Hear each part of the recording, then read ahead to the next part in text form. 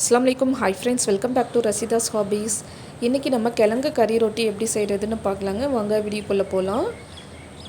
3/4 kilo அளவுக்கு மைதா மாவு எடுத்துருக்குறேங்க. இதுக்கு தேவையான அளவு உப்பும் 1 டேபிள் ஸ்பூன் ஒயிட் சுகரும் சேர்த்து நல்லா மிக்ஸ் பண்ணிக்கிறேன். தண்ணி கொஞ்சம் கொஞ்சமாக சேர்த்து புரோட்டாக்கு மாவு எப்படி பிசைவோமோ அதே மாதிரி மாவு பிசைஞ்சிக்கலாம். இந்த 3/4 கிலோ மைதா மாவில் நான் 2 விதமாக உள்ள ஸ்டஃபிங் வைக்க போகிறேன். ஃபஸ்ட்டு வெரைட்டி நிறைய வெங்காயம் சேர்த்து கொஞ்சமாக சிக்கன், கேரட்டு இதெல்லாம் போட்டு செய்கிற மெத்தடு. அந்த மெத்தடு ஏற்கனவே நான் சேனலில் அப்லோட் பண்ணியிருக்கிறேன்.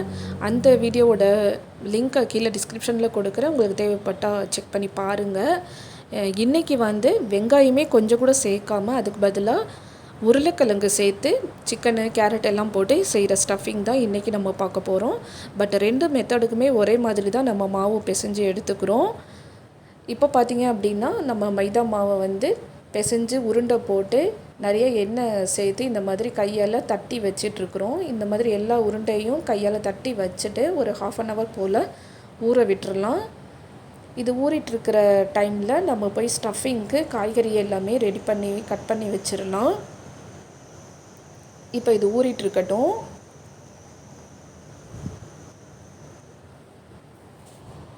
ஸ்டஃபிங் எப்படி செய்கிறதுன்னு பார்த்துடலாம். அதுக்கு ஒரு 150 கிராம் போல் சிக்கன், போன்லெஸ் சிக்கன் எடுத்து குட்டி குட்டியாக கட் பண்ணி சேர்த்துருக்கிறேன். கொஞ்சமாக தண்ணியும் கல் உப்பு தேவையான அளவும் 1 டீஸ்பூன் இஞ்சி பூண்டு பேஸ்ட்டும் சேர்த்து நல்லா மிக்ஸ் பண்ணி விட்டுடலாங்க. இதை இப்போ இந்த தண்ணியிலையே இந்த சிக்கன் வேகணும். நம்ம எண்ணெயே சேர்க்கலை. இந்த தண்ணியில் தான் இந்த சிக்கனை அவிச்சிட்ருக்குறோம்.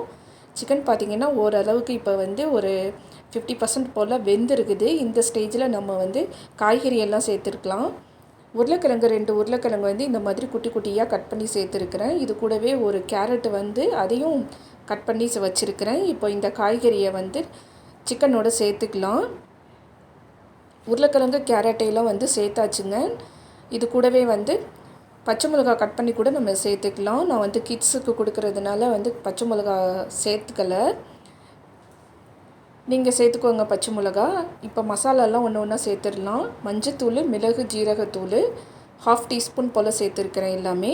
கொஞ்சமாக ஒரு பிஞ்ச் பிரியாணி மசாலா, பட்டை கிராம்பு மசாலா இருக்குல்ல, அது சேர்த்துக்கிறேன். பட்டை கிராம்பு தூள், கொஞ்சமாக கொத்தமல்லி தலையும் சேர்த்துட்டு நல்லா இதை மிக்ஸ் பண்ணி விட்டுறலாங்க. இப்போ இந்த மசாலாவோட பச்சை வாசனையெல்லாம் இது போய் நல்லா சிக்கனும் நல்லா வெந்துருச்சு பாருங்கள். உருளைக்கிழங்கு, கேரட்டு எல்லாமே வெந்துருச்சு.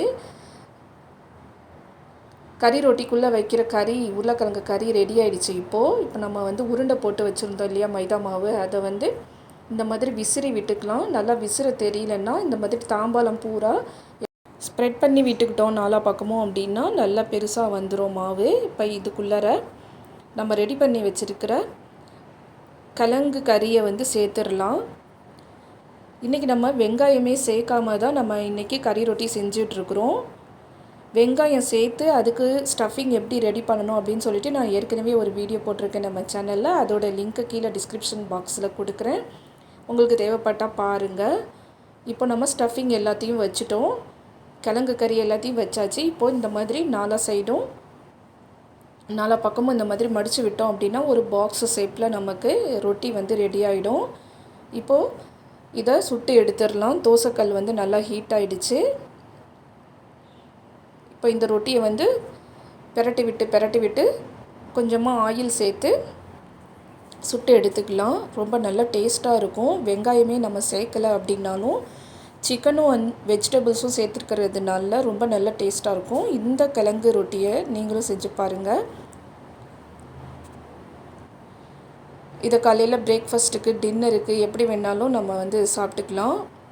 இதே மாதிரி எல்லா ரொட்டியையும் சுட்டு எடுத்துக்கலாங்க. இந்த டேஸ்டியான கிழங்கு கறி ரொட்டியை நீங்களும் செஞ்சு பாருங்கள்.